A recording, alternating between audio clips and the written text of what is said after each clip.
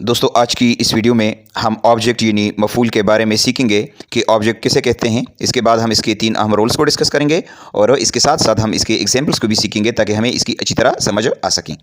तो स्टार्ट करते हैं ऑब्जेक्ट की डिफिनीशन से। ऑब्जेक्ट किसे कहते हैं? इट इज़ द पर्सन और thing that receives the action of a verb. ठीक है, यानी ग्रामर में ऑब्जेक्ट से मुराद वो शख्स या चीज़ है जो वर्ब के एक्शन को मौसूल करता है या रिसीव करता है। For example, Ali Yeats apples.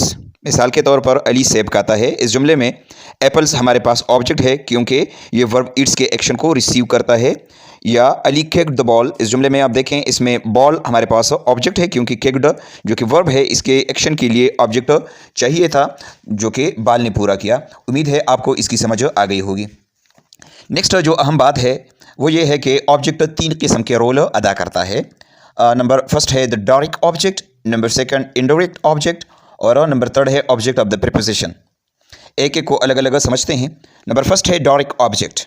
Direct object is a person और thing that receives the action of the verb in a sentence और अ क्लॉज।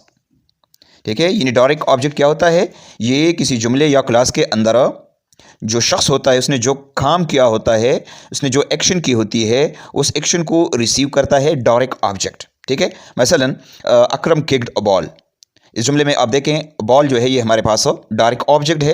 क्यों? क्योंकि अकरम ने जो काम किया है उसने लत मारी है। ठीक है, और इस एक्शन को कंप्लीट करने के लिए एक वर्ड की ज़रूरत थी जो कि बॉल है। इसकी जगह और भी आ सकते हैं, आप और कुछ भी लगा सकते हैं, लेकिन यहाँ पर बॉल का लफ्ज़ आया है तो ये हमारे पास डायरेक्ट ऑब्जेक्ट है। इस तरीके से नेक्स्ट सेंटेंस को आप देखें, Ali reads a book every day. इस जुमले में आप देखें बुक हमारे पास डायरेक्ट ऑब्जेक्ट है। ठीक है, तो उम्मीद है आपको डायरेक्ट ऑब्जेक्ट की समझ आ गई होगी कि ये जुमले में वर्ब के फ़ौरन बाद आता है। ठीक है, और जो जुमले के अंदर जो हमारे पास नाउन होता है या जो सब्जेक्ट होता है उसके एक्शन को ये रिसीव करता है। नेक्स्ट हमारे पास है इनडायरेक्ट ऑब्जेक्ट। ये किसे कहते हैं? An indirect object as its name suggest does not receive the action in the sentence directly. जो इनडायरेक्ट ऑब्जेक्ट होता है, जिस तरह कि इसके नाम से जाहिर है, ये जुमले के अंदर एक्शन को डायरेक्टली रिसीव नहीं करता। Instead it is a noun और pronoun that receives the direct object.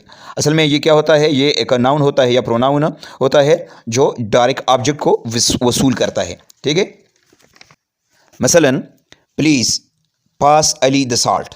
इस जुमले में आप देखें, इस जुमले में हमारे पास अली जो है ये इनडायरेक्ट ऑब्जेक्ट है और डायरेक्ट ऑब्जेक्ट जो है ये हमारे पास है साल्ट।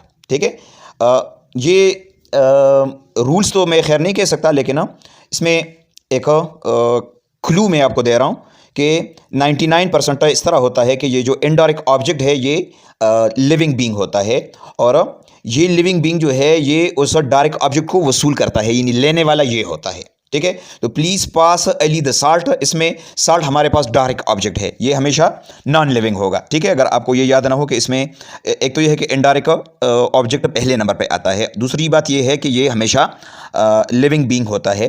ठीक है, तो जो डायरेक्ट ऑब्जेक्ट है इसको रिसीव किया है किसने? अली ने, लिहाजा ये अली हमारे पास क्या है? ये इनडायरेक्ट ऑब्जेक्ट है। इस तरीके से नेक्स्ट जुमले को आप देखें, अकरम गिव हिम अ गिफ्ट।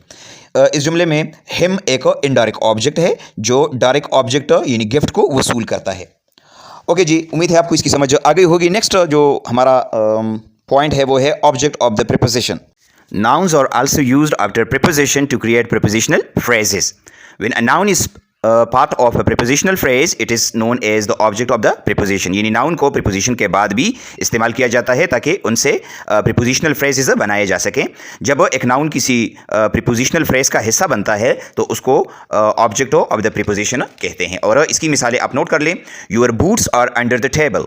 तो इस जुमले के अंदर आप देखें टेबल एक नाउन है और यहाँ पर ये बतौर ऑब्जेक्ट काम कर रहा है। ठीक है, चूंकि नाउन है और यहाँ पर ये बतौर ऑब्जेक्ट काम कर रहा है। किसके लिए? अंडर के लिए। प्रीपोजिशन अंडर का ऑब्जेक्ट है ये। इस तरीके से I am looking for work, इसमें वर्क नाउन है और ये ऑब्जेक्ट है प्रीपोजिशन फॉर का, जिसकी वजह से प्रीपोजिशनल फ्रेजेस भी बन गई है। तो उम्मीद है आपको आज की इस टॉपिक की समझ आ गई होगी। किसी भी जगह पर आपका कोई सवाल हो तो आप कमेंट में पूछिएगा, इंशाल्लाह मैं आपको ज़रूर जवाब दूंगा। Thank you for watching. Allah हाफिज़।